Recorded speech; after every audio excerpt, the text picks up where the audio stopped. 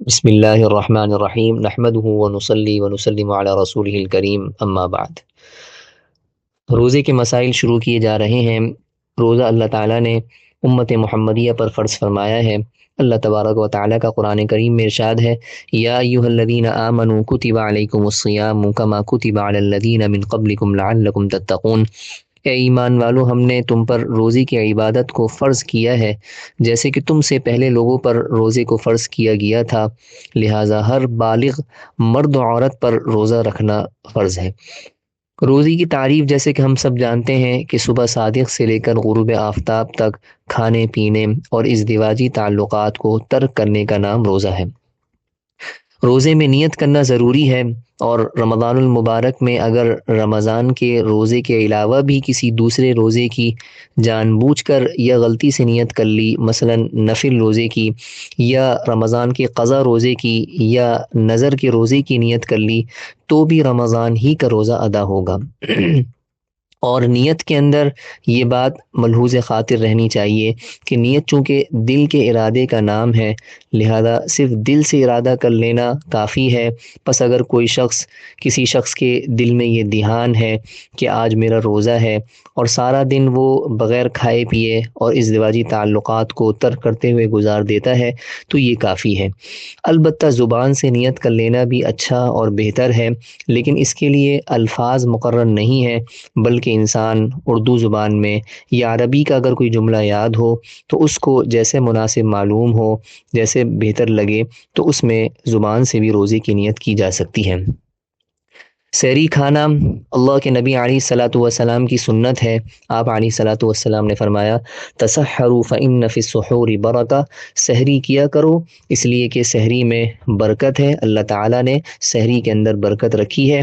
ایک حدیث میں اللہ کے نبی علیہ الصلاۃ والسلام کا ارشاد ہے کہ ہمارے اور اہل کتاب کے روزوں کے درمیان فرق سحری کھانے کا ہے۔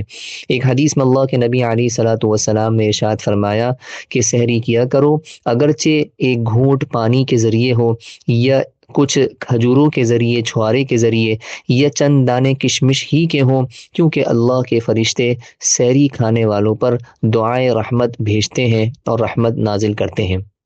ایک حدیث میں اللہ کے نبی علیہ الصلاۃ والسلام نے فرمایا کہ اللہ تعالیٰ اور اس کے فرشتے سحری کرنے والوں پر رحمت نازل کرتے ہیں۔ ایک حدیث میں اللہ کے نبی علیہ الصلاۃ والسلام کا ارشاد ہے کہ دن کے روزوں پر سحری کھا کر مدد حاصل کرو، لہذا سحری جو اللہ کے نبی علیہ الصلاۃ والسلام کی سنت ہے، ہمیں اس پر عمل کرنا چاہیے۔ اور سحری کا جو افضل وقت ہے وہ صبح صادق سے پہلے کا وقت ہے۔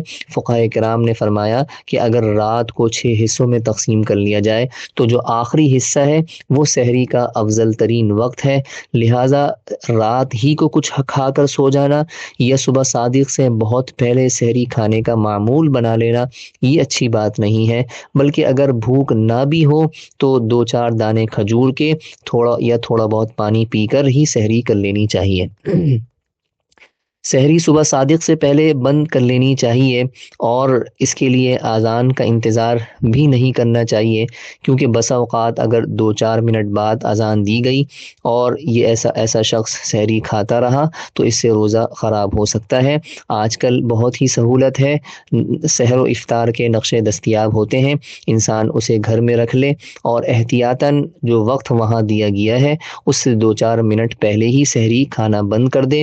اور یہ بات اور یہ جو غلط بات معاشرے کے اندر لوگوں کے اندر بس اوقات پائی جاتی ہے کہ جب تک اذان ہو رہی ہے سحری کھائی جا سکتی ہے، اور اذان کے ختم ہونے تک سحری کھانے کا وقت ہے، یہ بات بالکل غلط ہے۔ اگر کسی شخص کی سحری میں آنکھ نہیں کھلی اور وہ سحری نہیں کر سکا، تب بھی بغیر سحری کے ہی روزہ رکھنا چاہیے۔ یہ بہت ہی کم ہمتی بلکہ گناہ کی بات ہے کہ انسان سحری نہ کرنے کی وجہ سے روزہ چھوڑ دے۔ اگر کسی شخص کی سحری میں دیر سے آنکھ کھولی اور صبح صادق ہو گئی، لیکن وہ یہ سمجھتا رہا کہ ابھی رات باقی ہے اور سحری کا وقت باقی ہے، اور اس نے کچھ کھا پی لیا، بعد میں یہ معلوم ہوا کہ صبح ہو چکی تھی، تو روزہ نہیں ہوا۔ اس دن کے روزے کی قضا کرنی ہوگی، اور البتہ کفارہ لازم نہیں ہوگا، لیکن پھر بھی بقیہ دن بغیر کھائے پیے روزے داروں کی طرح ہی گزارے۔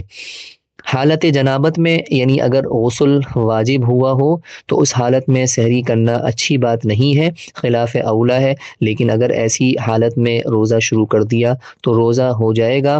لیکن یہ الگ بات ہے کہ اتنی زیادہ غسل جنابت میں تاخیر کر دینا کہ ایک نماز کا وقت نکل جائے اور نماز قضا ہو جائے، یہ بہت ہی سخت گناہ کی بات ہے۔